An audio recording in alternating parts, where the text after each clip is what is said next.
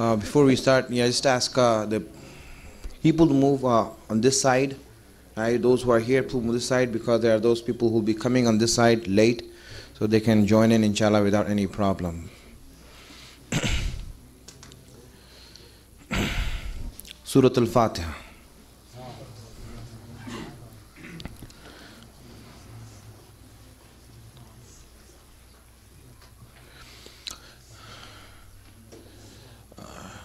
Another Surah Al-Fatiha is requested for a brother who died yesterday by the name of Ali Raza Qasimi. Please recite a Surah Fatiha, and may Allah, inshallah, salvage his soul and raise him amongst the Ahlul Bayt.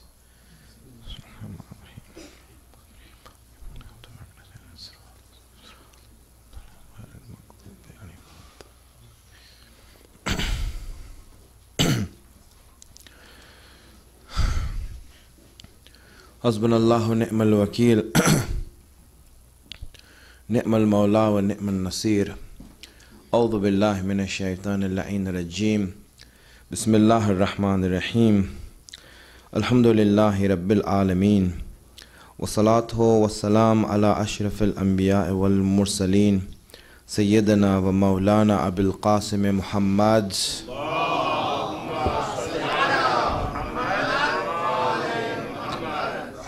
وعلى آله الطيبين الطاهرين المعصومين. The general point in following the sirat of the awliya, the anbiya and the a'imma in general, and in following the sirat of the Prophet in particular, is that the following of their sirat and the following of their practice comes with a price. It comes with its shares of problems and difficulties, of sufferings and tests. Whenever we want to, for example, follow the practice and the way of life of any great personality who is close to Allah, whether it be the Prophet, whether it be the Imam, it has difficulties in it. There are problems that come with it. But the fear of these problems and the fear of these dangers should not make us turn away from the great benefits and blessings that are in it, that are therefore following it.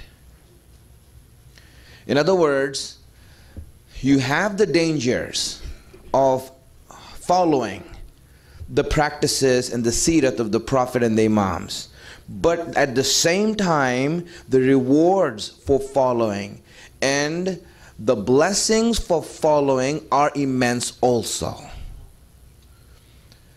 Those people who see that if I do practice this and if I do follow this, the problems will come and the dangers will come, should also realize that on the other hand, that if I take these risks, if I put myself in this danger, then there's that immense reward that's in place for me also. So when Allah said, لَقَدْ كَانَ لَكُمْ فِي رَسُولِ اللَّهِ أُسْوَةٌ حَسَنَةٌ, that in the messenger of Allah is an uswa hasana, is a role model, is an example for you.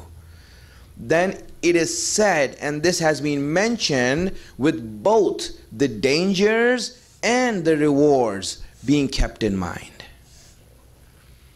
Allah knew that it was not going to be easy to follow the sirat of the Prophet. When we are now looking back at it and we are thinking that, wait a minute, this is not easy. This is difficult. This is hard.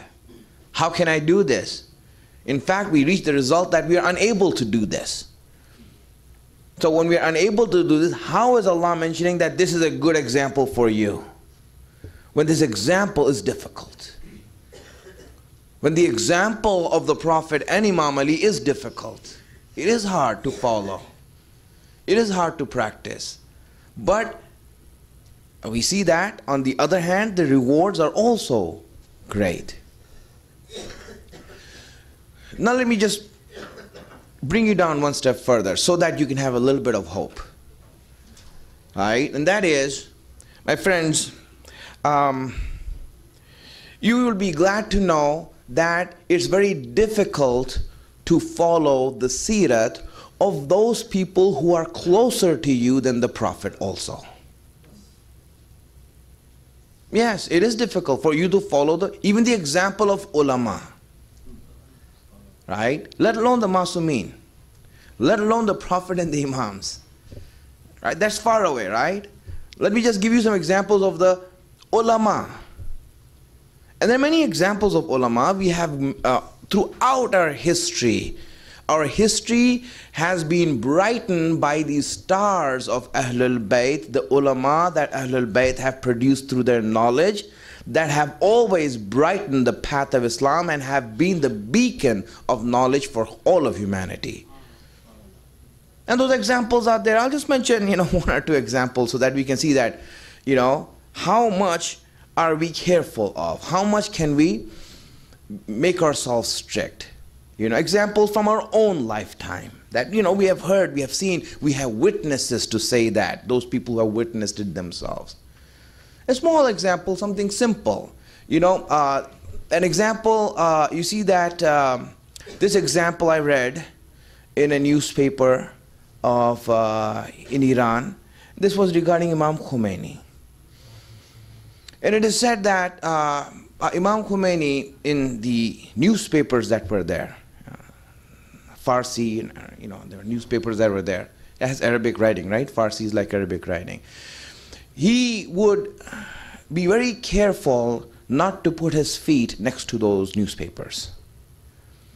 And because obviously usually the name of Ahlul Bayt is there, the name of Allah is there, sometimes this and that. So one time his friends said that, we looked through it, there's no name of Ahlul Bayt or Allah, it's just wanted ads. It's, like for help ads. So he said, maybe the names of those people who are seeking help are similar to that of Ahlul Bayt. I don't want to even go that close to disrespecting Ahlul Bayt. Now, when you look at this, are you able to be that careful and that strict?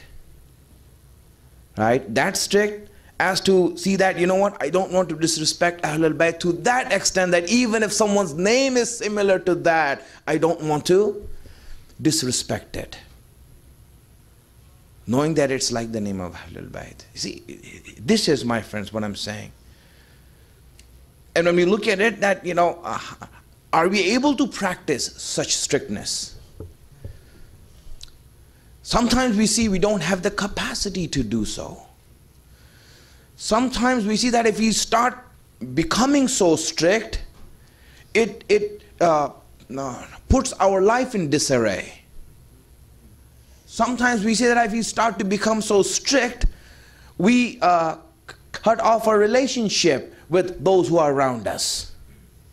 And you will see that happen. If you become that strict, no one wants to be your friend. They'll run away from you. And they'll look at you and say, what's going on? What's wrong with you? Right? This will be the case if you are that strict. Are you that strict? And this is why we see that, for example, the advice we have been given by Imam Ali, by the awliya, by the ulama, is that do not see that we are so strict. Do not try to be like us. Imam Ali said, don't compare yourself to me. Don't try to be like me. You cannot be as strict as I am. Just be careful of your duty. To the extent that you can. Be careful of your duty. To the extent that you can. So now, when they themselves are saying, listen, you can't do this, and on the other hand, we are being told that you need to follow the Sirah of the Prophet and the Imams, how is this possible? You see, my friends, this is something, there's a reason, and I'm mentioning this again and again, there's a reason why Imam Hussein mentioned this in his constitution. Why he mentioned the Sirah of the Prophet and Imam Ali in his constitution. There's a reason behind it. He didn't just mention it because he wanted to rhyme the other lines. You know, it looks good with the other lines. This is how, you know, for example, we write our poems, right? If it sounds good, let it be there, right? Just make it sound good. When the Imam speaks, he speaks with complete wisdom and complete foresight, complete knowledge and understanding, and knowing exactly what he's saying, and he wants to get through to us. And if he mentions the Sirah of the Prophet and the Imams, then it means that there's a reason behind it. He wants us to learn this and to know that this is difficult and to know what are the secrets behind it. Salawat ala Muhammad wa ala Muhammad.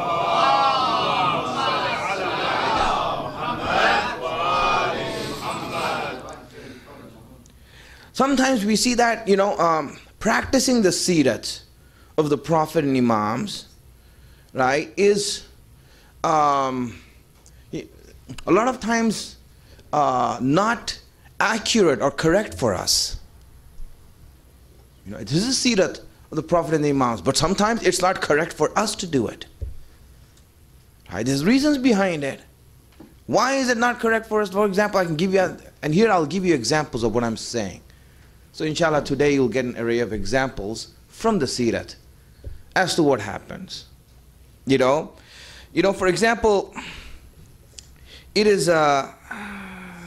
said that Imam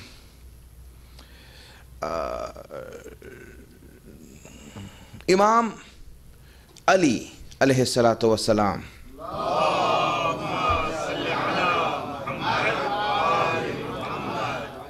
lived in a certain way. He lived in a certain way. When we look at the example of the Sirat, we see that even from one Imam to another, we cannot compare it. It's difficult to judge them.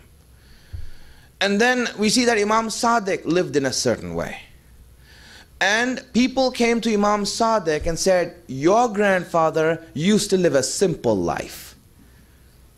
Why are you living such a luxurious life? Compared to your grandfather, you're living it up. Really, you're living it. Look at your dress and look at what we heard from your grandfather Ali. They were trying to compare Imam Ali to Imam Sadiq. Now, which itself is incorrect and wrong to do so, but also Imam himself answered that. He said, it's not right for you to compare my grandfather to me. His position was different, my position is different. He was the ruler of the people of his time. I am not the ruler of the people of my time. And when he was ruling, that was the level of the people who were in the society. That was their financial and economical level. Today's economical and financial level is much greater than that of what I am living right now. And hence the Sirat of my grandfather cannot be understood through the cost of his clothes. It's understood in relationship to the financial situation of the Muslim Ummah. You see, again, not easy just to say that, oh, you know what, you just look at his clothes, look at your clothes. It's not that simple. Following the Sirat is not like that. We can't judge like that. We can't say like that. For example, Imam Ali was told that in the time of the Prophet, when he came to Medina, he used to encourage all the Muslims to dye their hair. To dye their hair. And so all the Muslims, they used to dye their hair in Medina. When Imam Ali became the ruler, there was no such encouragement from Imam Ali to do that. And they came to him and said, why aren't you doing this? This was the way of the Prophet. And you're not doing it. And you are saying that you uphold the Sirat of the Prophet. Right? You claim, Ali, you claim that you follow the Sirat of the Prophet. So this was his Sirat. Why aren't you doing it? So again, understand this. Imam Ali explained to them. But just this question, just this doubt that you had, just this complaint that you put forward, itself shows that you don't know what Sirat is and you don't know how to read it. You don't know how to read it. Imam Ali said, he said, listen, when the Prophet moved to Medina, there were many Jews here. And there were Muslims who were few here. And the Muslims lived amongst the Jews. And hence, in order to create an identity for Muslims, Rasulullah said this, in order that we have a separate identity, that the Muslims don't get lost in the identity of kuffar, in how they look. That's why Rasulullah said that today we are majority Muslims in Medina. Jews are the ones who are the minority. They need to find an identity, not us. They need to find their, not us. We don't need, we have an identity. Medina is our identity. Everyone who comes to Medina knows that this is the Muslim land, that the practices are Muslim. And hence, if a Jew or someone else wants to live here and maintain his identity, he needs to find a separate identity for himself. You see, this, my friends, is Sirah. Understanding Sirah is not just looking at how they did things and, oh, this is how it happens. And many times we have the wrong example of that. Sometimes you see that people have the idea when they look at Sirah and when they want to practice Sirah, that they want to practice Sirah step by step, just like the Prophet did. Just like he did. And that's how they read history. They read history to see how did he do it. The Prophet used miswak. So miswak is what we'll do. We refuse to do toothbrush. You know? What are you talking about? You know, at that time miswak was a toothbrush. That's what he was using. No, you can't say that. Just do it just the way the Prophet did it. That's it. The way he did it. Don't change it. You know? Sometimes when you look at it and see that, you can't just follow things precisely like it is. You know, a misconception that's there, for example, you know, and you see that many people say this, and it says that, you know, the Sirah of the Prophet is that he used to have long hair, overflowing hair, long hair. And when I looked at the Sirah and the books of Sirah and history, I said, no, he did not have long hair. Where did he have long hair? There's only one time in his life that he let his hair grow. One time in his life that happened. And that's when he was going to make Umrah and he was stopped from making Umrah. The kuffar of Makkah refused to let him go and make Umrah. And Allah promised him that you will make Umrah. So now because Allah promised him, so Rasulullah did not cut his hair there. He let that hair grow so he can do the taksir in Umrah. And that's the only time he let his hair grow. It's the only time he let his hair grow. That's what you see. All it shows is that long hair is not bad, but it's not the Sirah of the Prophet. You see, misunderstandings of how to look at the Sirah. What is a Sirah? There is Sirah and there's a practice. Yes, you know, he did this once. Yes, he did this once, it happened. But this is not the Sirah. This is not his practice. This is not his way of life.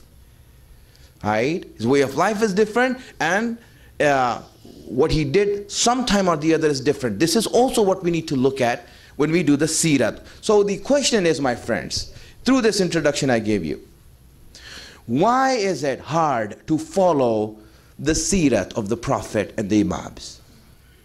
Why is it hard to follow? Let me give you two answers, and then I'll give you some explanations. How do you follow? Right? So send aloud salawat.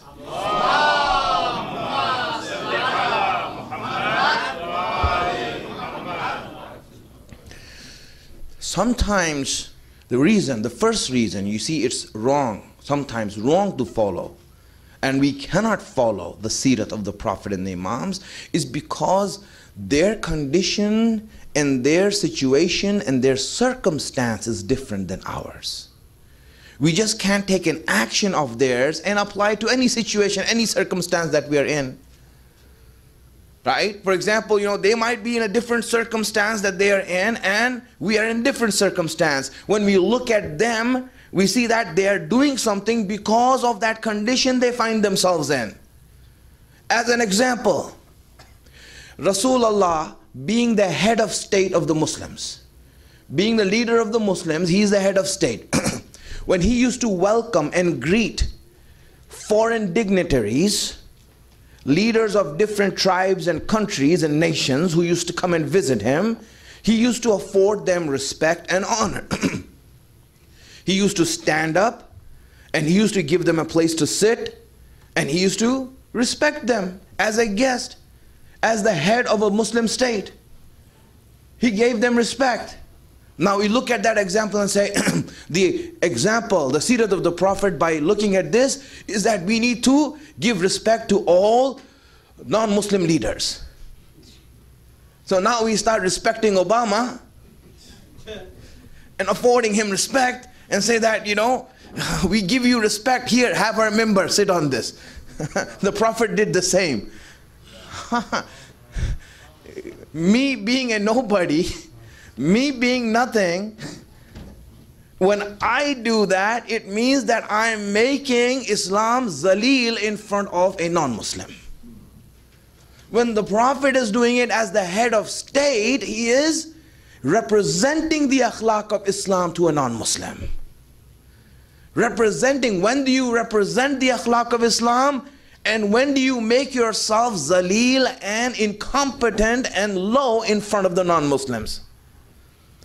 When you are nothing, now when you give that, afford that respect, for example, if the leader, if he, you know, if the, for example, these sort of president or even the local guy here, the congressman or the senator, if he comes to our masjid and says, oh, the congressman is here, give him the member to speak. Why would he do that for? Why would we do that for? That would be an insult to this member. It will be an insult to me and us as Muslims.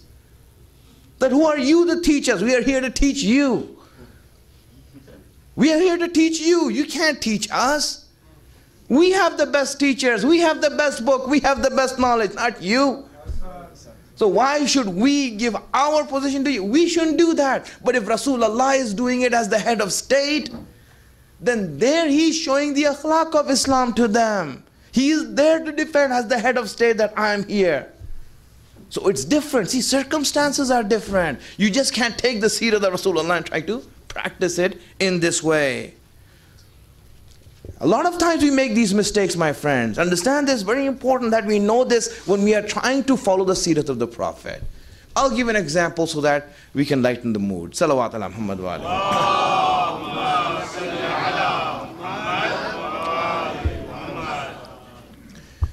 Yes. You know, one time it happened. I was in Qom and I was invited to dinner to this, you know, alim's house.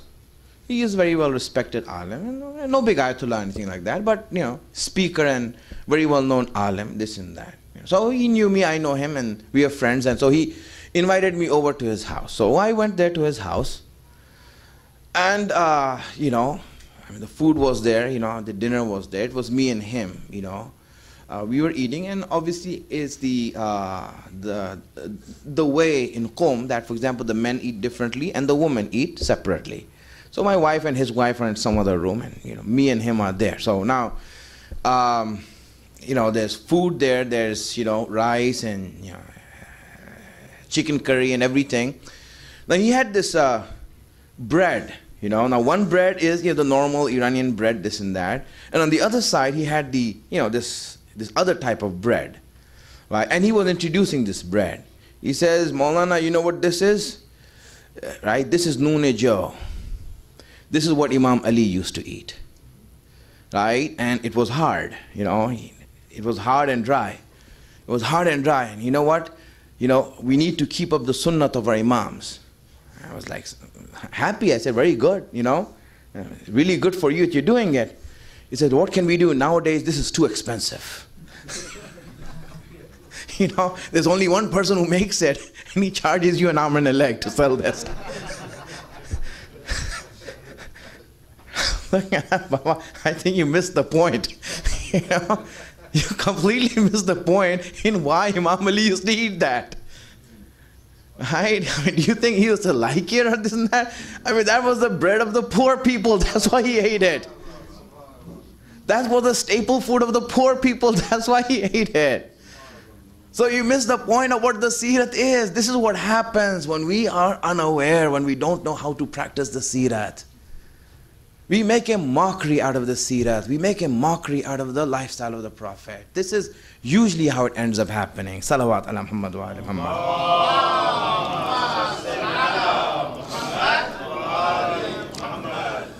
The second reason that we cannot follow the Sirat of the Prophet is the fact that his capacity is greater than us, his energy is greater than us, his faith is greater than us. I mean, really, you can't do things that the Prophet did.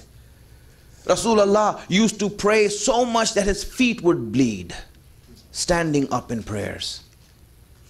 His feet would bleed. There would be blood coming out of his nails, to the amount he used to stand up in prayers. How long can we do that for? Even if we try to do something like that, eventually we will break and we will quit. And this is more dangerous than even starting it. This is more dangerous than even starting to do that practice. Sometimes when we follow the Sirat, we see that we are broken. And when we become, when we break ourselves, we become hopeless of ourselves. Oh, we can never do this. This is all useless. It's too much to do. And you see many people are like that. In their young age, they get introduced to these things, and right away you see they have a big long beard, and they are trying to do all the nawafil, they're trying to do all these things, and at the end what happens is because they're not able to do it all the way, they eventually break, and when they break, they quit, they don't do this, and they go further away from where they started. They end up having an attitude of hopelessness. Just hopeless. I can't do this. All of these things too hard to do. It's impossible to do these things. Who asked you to do it in the first place? You never understood. Some things are not meant to be practiced like that for us. This is where you see the true understanding of Sirat comes. And when the wrong concepts of practice are there, then you see it's difficult. My friends, let alone the Prophet and the Imams. Just let me tell you, we ourselves have differences amongst us. We are equal to each other. We are just normal people. We are equal to each other. We go about in our lives doing this and that. I'm telling you, no one from amongst you can follow the others exactly step by step. You can't. And when equals cannot follow each other exactly and precisely step by step, how is it that those who are on the lower level can follow those who are on the higher level? You equals cannot follow yourself. If I tell you, one of you, that try to do exactly what the other brother does, you see, you will not be able to do it. It's not that it's hard in this, it's difficult, my friends, to do that. And this is why you see that we need to be careful. Don't have the wrong concept. Don't have the wrong concept. These things need to be kept in mind when we want to follow the Sirat of the Prophet. Do not be blind followers of the Prophet, of his Sirat or Imam Ali's Sirat. Just blind followers, whatever happens. Right? Like you see nowadays, the Wahhabis, Taliban. Right? Who are these people? Blind followers who just take the apparent side of something without having any information of what's inside it, what its meaning is, what its content is, and they just apply it into their life. Just completely, stupidly. And when they do that, they not only make a mockery of themselves, they make a mockery of Islam, and they harm Islam in the process. And they make life hell for everyone after that, because of their misinformation, because of their unawareness. This is very important. So now, with all of these things that I told you, all of these things that I just told you, and all these hardships and difficulties that are there in practicing the Sirat of the Prophet and the Imams, with all these difficulties we have, what is the conclusion? My friends, the conclusion is that the Sirat of the Prophet and the Imams is not simple. It is not simple. It cannot be done without contemplation and study. It cannot be done without explanation from people who know, from ulama who have a more comprehensive understanding of Islam.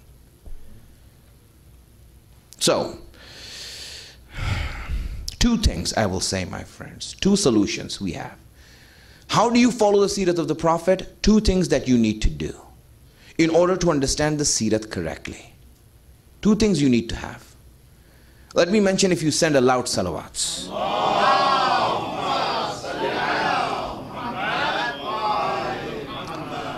The first thing that you must have in order that you follow the Sirah of the Prophet in the Imams correctly is thinking, reason. First thing, my friends, Allah has made this deen, Allah has made this religion in such a way that there are two places where you are required to think. He has made this religion in such a way that there are two levels, two places where you have to think, where you are forced to think. If you don't think, you will make a mistake. What are those two places? The first place where you have to think is in the lesson and the Sirah itself. What is the meaning of this thing that the Prophet is doing? What is this that the Imam is doing? Understanding that, studying that, contemplating that which is there. When I read a book of hadith, I read a hadith. What does this hadith mean? Where did it happen? How did the Imam do it? Understanding the Sirah itself. This is the first place you have to use your mind and you have to think. And the second place you have to use your mind and think is that after you understand that, now you have to think, how does that Sirah apply to my situation? Now I have to think about my situation now. How does this belong to me? What do I have to do with this? What is in it for me? How can I practice it?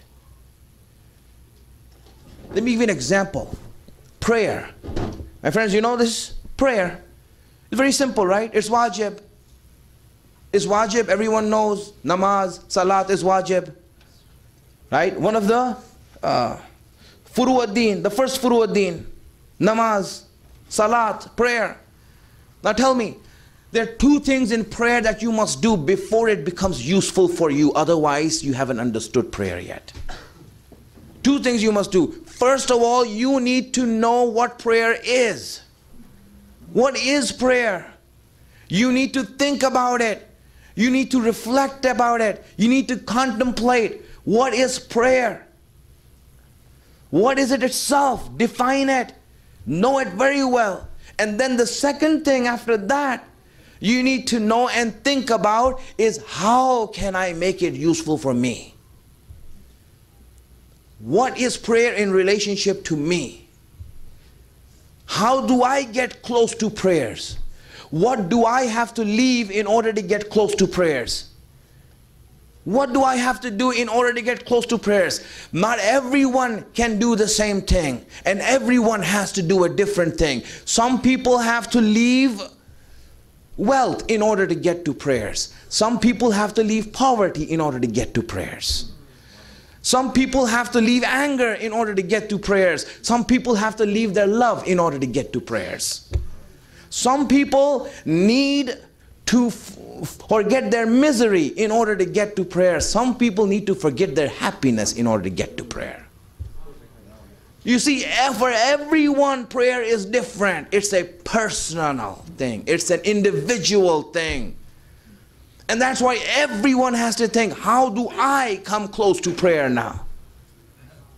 What does it take me to get closer to prayer? What do I have to sacrifice? What do I have to practice? This, my friends, is how we understand the Sirah. This is how prayer becomes useful for us. One thing I just mentioned. And everything like that, take it in your life and practice it like that, my friends. So thinking is the first element. Thinking, reflecting. This is what we are doing here. I'm not here to lecture you. I'm here to think with you, right? To ponder and reflect so that we can reach a good conclusion together. This is what we are doing here. This is what we are trying to do here. We are trying to reach a result for ourselves.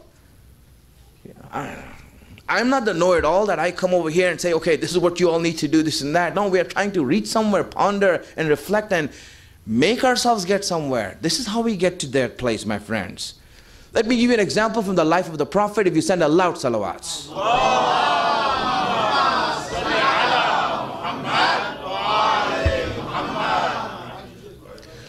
The Prophet was sitting in the masjid with his companions, and someone came to the Prophet in the midst of everyone and said, Ya Rasulallah, someone is committing a sin and he needs to be punished right around the block.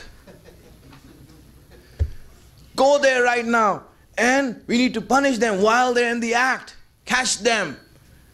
Obviously everyone heard it. Understand this example. You all heard this before. Understand the example. Now, someone from the companions got him and said, Ya Rasulullah, let me get him. This person who was always in charge of beating up women only, women prisoners. Right? The men prisoners used to be taken care of by others. The women prisoners were sent to him. Right? He is known for abusing women. Right? He said, let me go at them. I'll do it. How dare they do this? Let me take care of them. Rasulullah said, no, have a seat. Have a seat. You know, Ali, go. You go.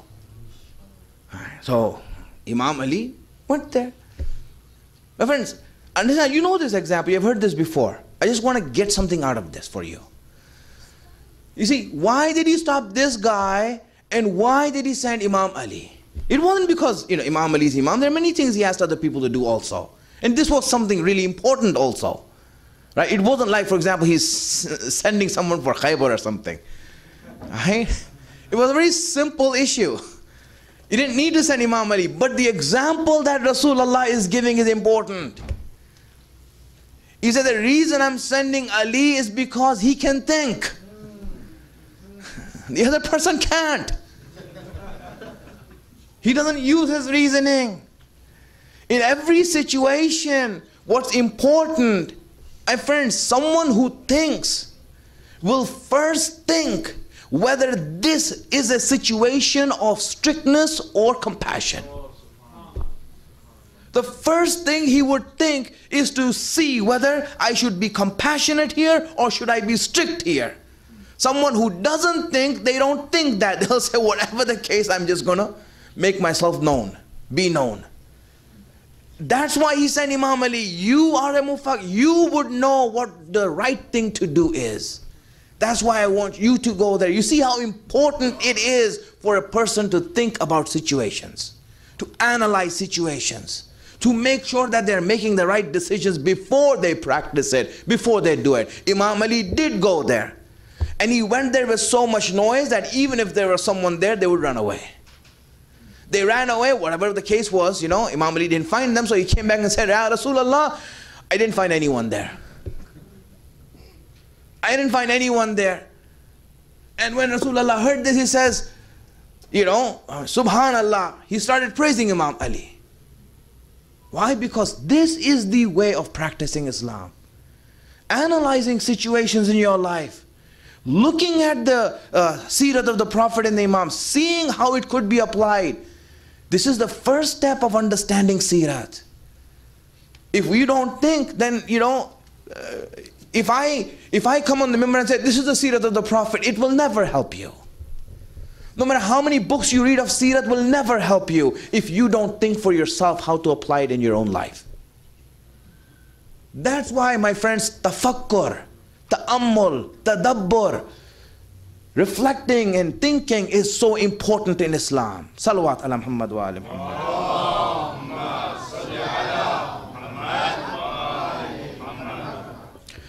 If someone tries to practice Islam without reasoning, really, he will make life hell for everyone. This is what happens. Why? Because you have no reasoning behind it. That's why you end up, making mistakes and hurting other people, and right away, Rasulullah used to do this. Here, I'll beat you over that. What are you sewing? What are you doing? What are you acting like this? You know, there has to be a thought process on what way. That's why it's very important, my friends, thinking and reasoning. Second thing, right, that we need to understand the Sirat, right? First thing is what? Thinking. Second thing is what you need to understand the Sirat correctly is Qalb Salim. Qalb Salim is a healthy heart. A heart that is healthy. A heart that is sound. Salim or Salim, this means that it is wholesome. It's not filthied by sins. It's not dirtied by ma'siyat and guna. This is what you need in order to understand the Sirat good and correctly. Someone who has a clean heart would be able to sense the Sirat and know how it's applied in his life. It helps you right away when your heart is good. When you don't sin, when you don't do wrong, you see, it helps you to understand things correctly. Right? وَمَنْ يُؤَذَّمْ شَعَائِرَ اللَّهِ. Right? Whoever respects the signs of Allah is from what? مِن تَقْوَى الْقُلُوبِ. Is from the purity of the heart. You see, the purity of the heart is what makes you understand Sirat. This is what makes you understand Sirat. If someone's heart is dirty, then no matter how much they know about knowledge of Islam, it will not help them. Oh, for example, this is the reason why we are told many times that when you read a majlis, when you read a speech or a majlis, this and that, do not say many ayat in your majlis. Just say one ayat and explain that. Don't say many ayat because this is incorrect. This is wrong for doing that. Someone who does it is wrong. He's doing it out of riya and ujub. He's doing it out of riya and ujub. Just read one ayat and explain that. Contemplate on that. Think about it. Read the speeches of Rasulullah and the Imams. And the ulama, you will see that. Just one ayat they'll take and they'll explain that to the people. Reflect on it. This is what a speech is. This is what education is. This is what this majlis is. Take that and that's it. Why? Because we are not here to just increase our information. We are here to enlighten ourselves. We are not here to increase our information. Oh, I got to know something new today. What benefit is it for you? How is it helpful for you? Has it changed your life? Has it made you a better person? Has it made you go closer to Imam Hussein? Has it made you love Hussein more? Or is it a new talking point you have? A new talking point that the next time we have chai, I know what to raise. Alright, next time I meet my Sunni friends, wait till I use this on them. What kind of knowledge is that? That's not knowledge, that's just information. We don't want information, we want knowledge. We want something that will enlighten our hearts. Make us go closer to Allah. This is the right way of doing things, my friend. Now, in short, because it's already late and I'm going to now end this. In very short, inshallah, rest of the things I will mention later. What is the shortest way of making your heart healthy? Very simple. What is the shortest way of understanding the Sirat of Rasulullah? What is the shortest way of getting to Rasulullah? Rasulullah himself said it. Rasulullah himself said it. He made it clear. He opened the door and he said that, listen, this is the way that you come to me. This is the way you understand my Sirat. This is the way you find my friendship. This is the way you fall in love with me and I will fall in love with you. What is that way, Rasulullah? He says, Ana Madinatul ilm wa aliyun babuha.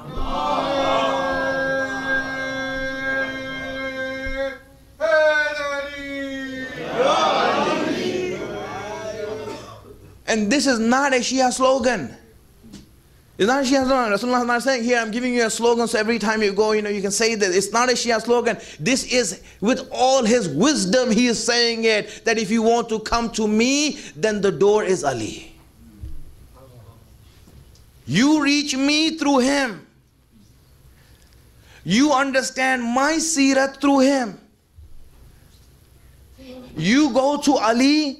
Now, obviously we take it one step further. You go to Ali through Fatima, through Hassan, through Hussein. In other words, you reach Rasulullah through Ahlul Bayt. Right? You reach Rasulullah through Ahlul Bayt. You reach his Sirah through Ahlul Bayt. You reach his love through Ahlul Bayt. And I'm not just making this analogy out of nothing. I'm going to read the proof for you. I'll read the proof for you so that you know it also. How is it? Oh, this is all, like Maulana, he's just, making analogies from one hadith to another. No, I'm saying this is a reality, my friends. You come close to Rasulullah through Ahlul Bayt. You come close to his Sirat and his understanding of his Sirat through loving Ahlul Bayt.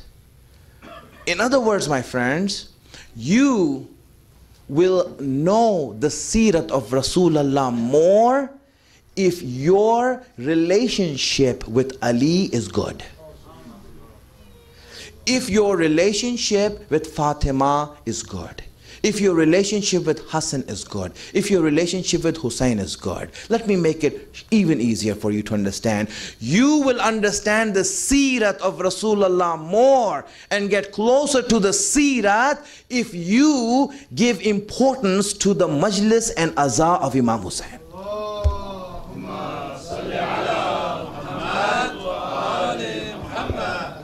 This is it. How important is azah to you? How much are you crying for Hussein? How much do you feel sad for Hussein? How much are you beating your chest for Hussein? This is how we know that you have a heart that is healthy. Crying for Hussein and doing matam for Hussein is a sign of a healthy heart, of qalb salim. Right, again, I didn't give you the proof yet. I'm just giving you the words right now. And then, inshallah, you understand what I'm saying. I'm not just saying this because it's, because it sounds good. I'm saying this because these are the words of Ahlul Bayt. I'm just giving it to you right now so you understand it better. I'll give an example before I say, where this is written. I'll give you an example first, my friends. One of the Maraji that we have who was very well respected, and he was an amazing personality in our contemporary history, is marhum Ayatollah Marashi Najafi. He is one of the great ulama of our times, right? Marhum, passed away. And this is his words. I read it in a book that was published where all the Ayatollahs, all these great personalities of the year were, speaking in regards to Imam Khomeini in his younger days. And in that place, Ayatollah Marashi said that, we began to love Khomeini. When? That when we were young, we were all young. They knew each other when they were students. That we all knew each other as students. We began to love him, and our love for him increased at a young age because he would be the one who would cry for Imam Hussein the most, and he would be the one who will beat himself on the chest for Imam Hussein the most. More than anyone, he would be the one doing the matam. More than anyone, he would be the one who will be crying. And we always knew that he had this love for Ahlul Bayt so hard, so much. Friends, this is where you get the healthy heart from. When someone has that much, when you cry the most for Imam Hussein, when you hit yourself the hardest for Imam Hussein, this is where you get it from. This love, this expression of love. This is where it comes from. That's how we know that I have a healthy heart, because whenever I mention Imam Hussein's name, I cry. My friends, You know, I'm reading Ziyarat-e-Ashura. In Ziyarat-e-Ashura, this line is there. And this is taught to us by Imam Sadiq alayhi salam. And he taught us Ziyarat-e-Ashura. And in that Ziyarat, we see that this line we find in that. He says, Ya Aba Abdullah, O Hussein, Inni ataqarrabu ilallah. I seek nearness to Allah. Wa ila rasulihi. And I seek nearness to His messenger. Meaning, I want to get closer to Allah. I want to get closer to His messenger. Wa ila amir al-mu'mineen. And I want to get closer to Ali. Wa ila Fatima. And I want to get closer to Fatima. Wa ila al-Hasan. And I want to get closer to Hassan. Wa ila al-Hussein. And I want to get closer to Hussein. And I will achieve all of this with what? Bimawalatikum. By loving you. By crying for you. By coming to your majlis. Understand that? Your closeness to Allah grows when you cry for Imam Hussein. Your closeness to Ali grows when you cry for Imam Hussein. Your closeness to Fatima grows when you cry for Imam Hussein. In other words, it's Hussein's love that is taking you there. It's Hussein's mourning that is taking you there. It's Hussein's azah that is taking you there. In other words, when you come here to the majlis of Hussein, then Hussein is taking you to Allah. Hussein is taking you to Rasulullah. Hussein is taking you to Ali, Fatima and Hassan. Can you imagine that? Hussein, you're doing all of this for me just by coming here. Yes, by coming here. My friends, it is unfortunate for anyone. They can go anywhere they want. You can go to Arafat. They can go to Hajj. They can go anywhere. Probably there's a chance that they might not change. That they might not become different. That they might not improve. That they might not become great. But how is it possible that you come to Imam Hussein and you don't change? How can you not come here and not change? Really, if someone goes back from the majlis of Imam Hussein and says he did not change, it means that Hussein could not change you, then who could change you?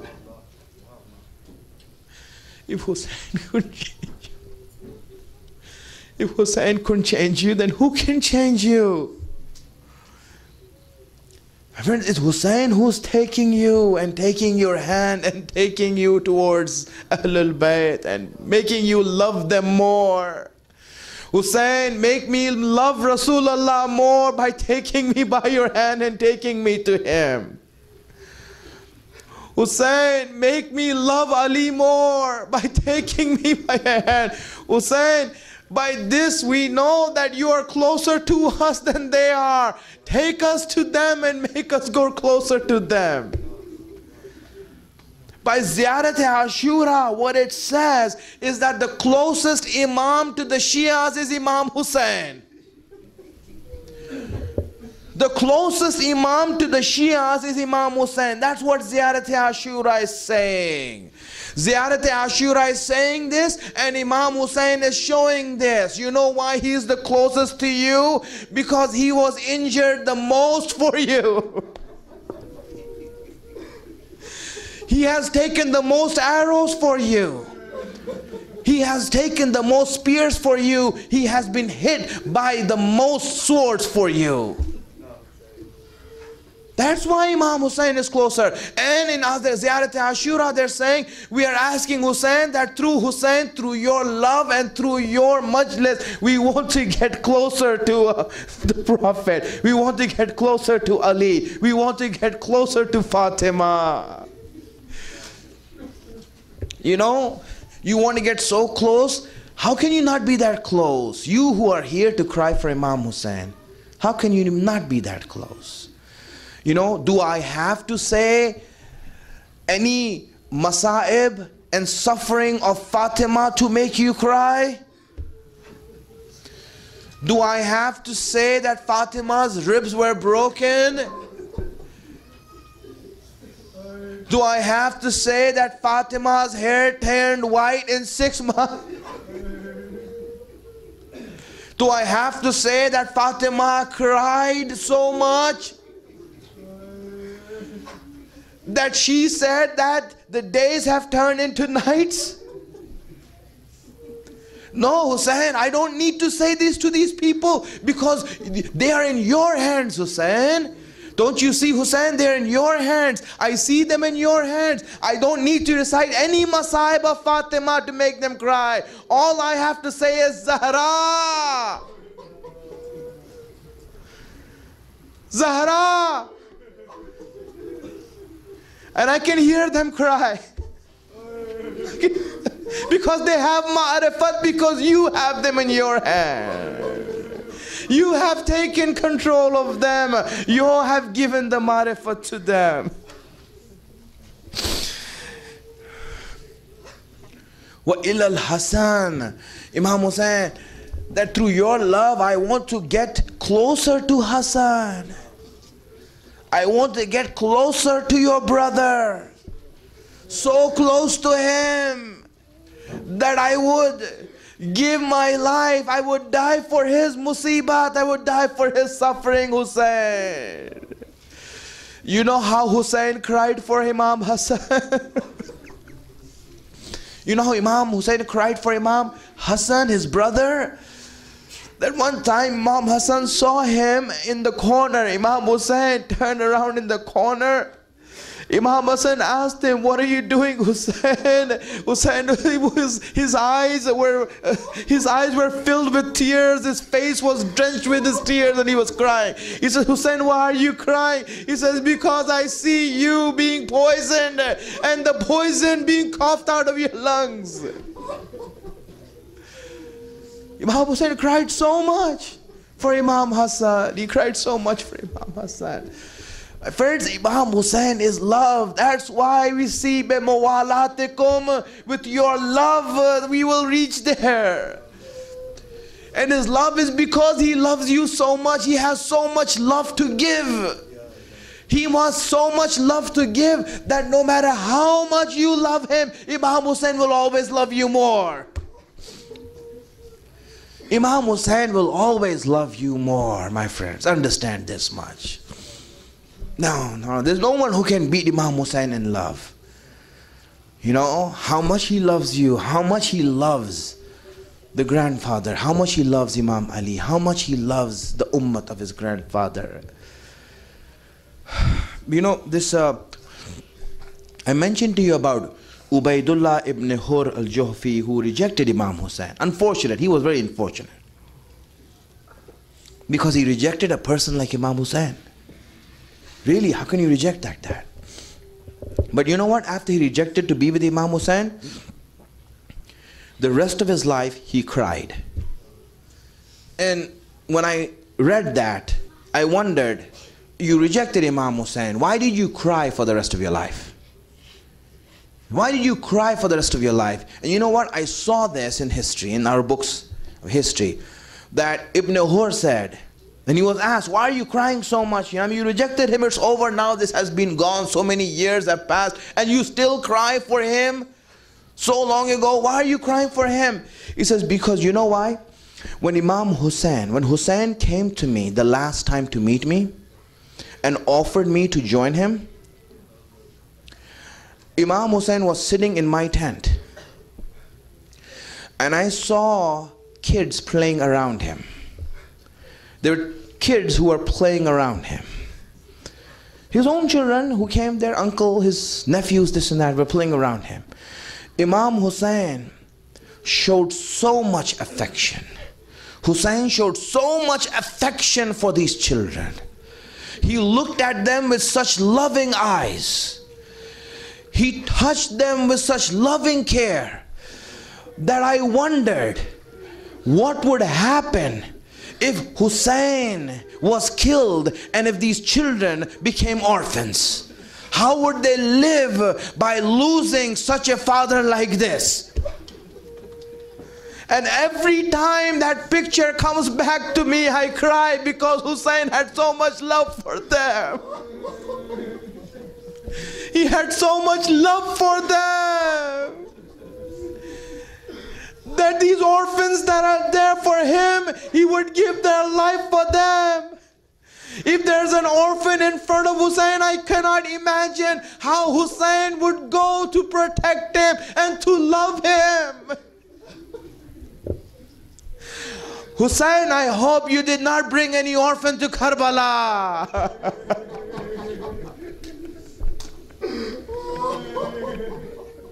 Hussein, I don't know.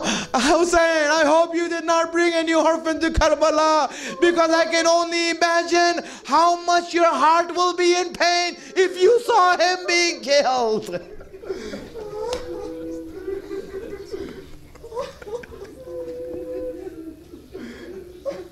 These people do not have mercy on orphans. These people don't have mercy on orphans. Oh, but what can I say for the orphan of Imam Hassan? Oh, the yatim of Imam Hassan who's in front of Imam Hussein. Imagine when Qasim came in front of Hussein and looked at Hussein. And Hussein knew what he was going to ask him. And he still said, what can I do, Qasim? I can't let you go. I can't let you go. Qasim, I can't let you go. He went back again. 2 times he was refused. He was upset. Qasim was crying. And you know, his mother, he saw him. There's no hope now for Qasim. Qasim, you have to go in the battlefield, Qasim. You have to go in the battlefield, Qasim. Because you see, all of the ladies here are the wives of Hussein. I am the wife of Hassan. And I want you to go on behalf of Hassan. Qasim could not go until she remembered a letter that Imam Hassan had given for Qasim. She took the letter, gave it to Qasim. Qasim read the letter from Imam Hassan, which allowed him to go to the battlefield. He came to Imam Hussein and said, my uncle, see this letter. See this letter. I have this letter. Read this. Read this. Is my father's letter.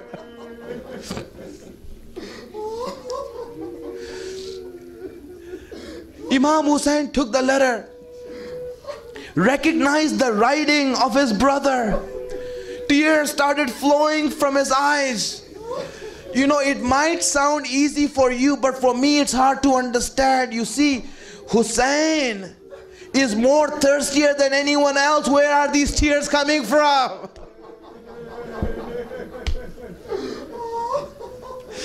Where are these tears coming from? From Hussein. May we be sacrificed for you, Hussein. Hussein called Qasim. He hugged him and said, Qasim, you are the memory of my brother, but the command of my brother is greater than mine. He let Qasim go. He put the amama of Imam Hassan on Qasim. He let him go forward. I will end soon now. And this is it. Give your last condolences to Rasulullah. Give your condolences to Fatima.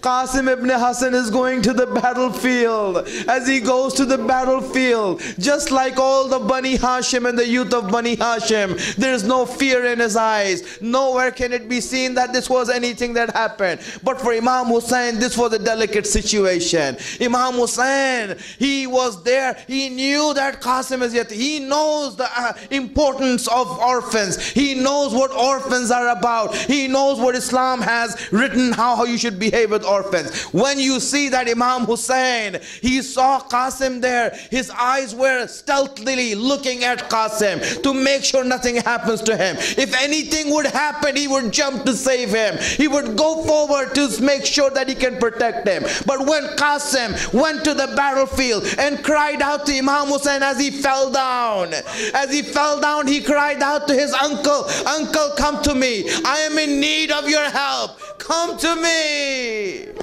Imam Hussein, they said that like an eagle he went to the battlefield.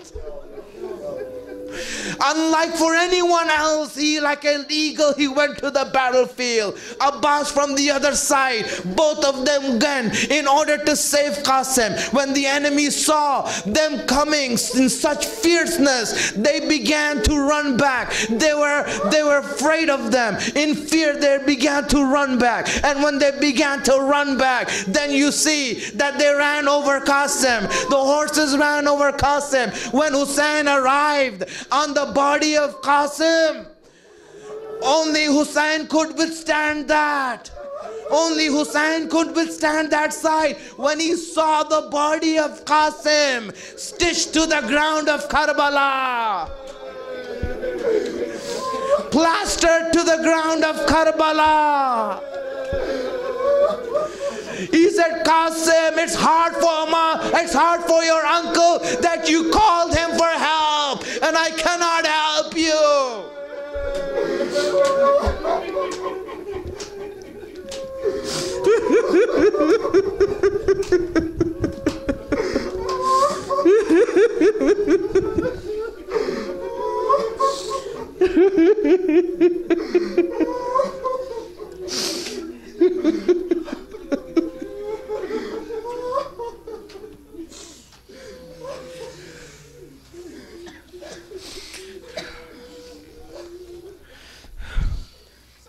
Mahatma Hussein.